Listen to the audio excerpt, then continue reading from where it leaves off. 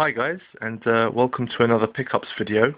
Just got a few things here to show you, virtually all retro titles and handheld. Yeah, let's get going.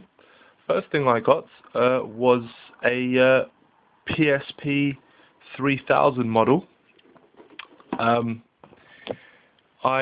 those of you that have seen a few of my other videos will know that I have a fairly large PSP collection, but funnily enough I didn't actually have my own PSP. I used to have one, but I ended up selling it to a friend of mine because at the time I wasn't getting a lot of use out of it. But it wasn't until much later that I decided that I liked a lot of the games that were coming out for the system, so I started collecting for it. But what happened was I ended up borrowing the PSP that I had sold to my friends, and that's the one that I've been using to play the games that I have. So I finally decided to pick one up. I settled on the 3000 model as opposed to the new one that's just come out, and the reason for that is because this one has Wi-Fi, and I just felt I get a lot of use out of it, so I decided to just sort of go with that version as opposed to this new one, which is a much more stripped down sort of economy version. But yeah, so I got that. Also, another thing I got, now this wasn't actually a recent pickup. I've had this for a while now, but I wanted to sort of bring it up, and that is the Metal Gear Solid Peace Walker PSP case. Reason why I wanted to bring it up is because I wanted to ask you guys if you think this is rare, because I've not been able to find this anywhere online. I bought it at my local game store. I'll show you the box. It's the Metal Gear Solid Peace Walker accessory set. I'm guessing it was like a limited edition. It cost me $9.99, as you can see. Yeah, it comes with the case. It also comes with a screen protector. Also, it comes with like a cleaner strap and some stickers. I've not found this. I've not been able to find this on eBay or Amazon. So I wanted to know if you guys think this has become rare now. But yeah, I really like it because I love Metal Gear. I'm such a big fan of it, and this was actually an impulse buy as well. I was in the shop, I was buying some games, and I saw it sort of behind the counter. I was like, "Ooh, Metal Gear, what's that?" And the guy brought it over, and I saw it was for the PSP, so I immediately snapped it up, and it was the only one he had in the store. So yeah, very happy. Let me know if you guys know anything about this. Okay, the next stuff I've got is, the next game I want to show you is one for the Super Nintendo, and that game is ActRaiser 2. It's boxed and complete, as you can see. Really happy to get this game. It's one I've wanted for a long time. Not really easy to find. This doesn't actually come up on eBay a lot, and it's sort of like a 2D side-scrolling platform game. The first game is actually very common, but this one does not, especially in Europe, does not come on very often. So very happy to get it. As you can see, the box is in, it's in decent condition for its age. And yeah, I'm very happy to get it. Check it out, guys. Check out footage on YouTube. This seemed to me like a very, very good action game. Reminded me, for some reason, it reminds me of the Castlevania series. I don't know. It's not really like it, but it just sort of has that sort of Castlevania feel to me. So that was really what appealed, and yeah, that's why I picked it up. Okay, next game I've got is for the PS1. It's another one to add to my fighting collection for that system, and this one was Capcom vs SNK Pro. Now, I actually didn't know this was out at the time. If I'd known about this game, I would have picked it up straight away, because the first Capcom SNK game I got was for the PS2, which was the sequel. Um, but yeah, I saw it going for cheap and decided to pick it up. Just for the collection. Next game I got is also for the PS1, and that game is the original Dino Crisis. Always wanted to get it. I got the sequel a while back, so I figured I should pick this one up as well. Yeah, excellent game. It's basically Resident Evil, but with dinosaurs, so I'm very happy to pick that up. Finally, the next set of games I got is for the Mega Drive, and yeah, I'll just show you what I was going to get, because I finally picked up one game that is now become the jewel of my collection. But let me just get started on these other titles before we get to that one.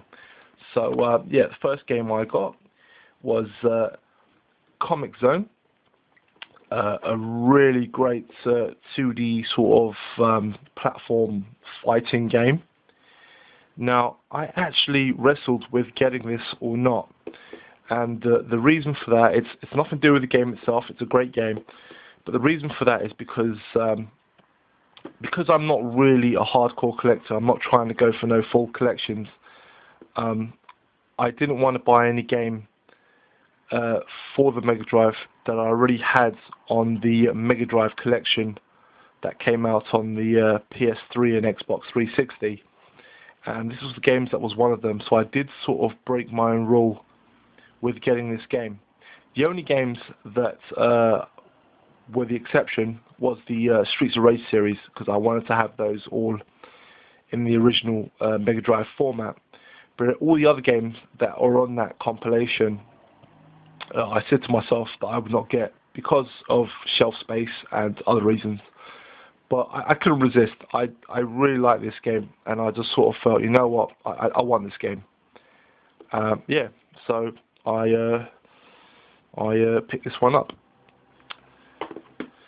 Alright, next game for the Mega Drive I got is the third of a very popular series, one series that I really loved as a kid, but I never got to play this game because it came out around this time of the PS1, so I sort of moved on to that system. But the game in question is Road Rash 3. What can I say? It's another excellent Road Rash game. Picked it up quite for a good price.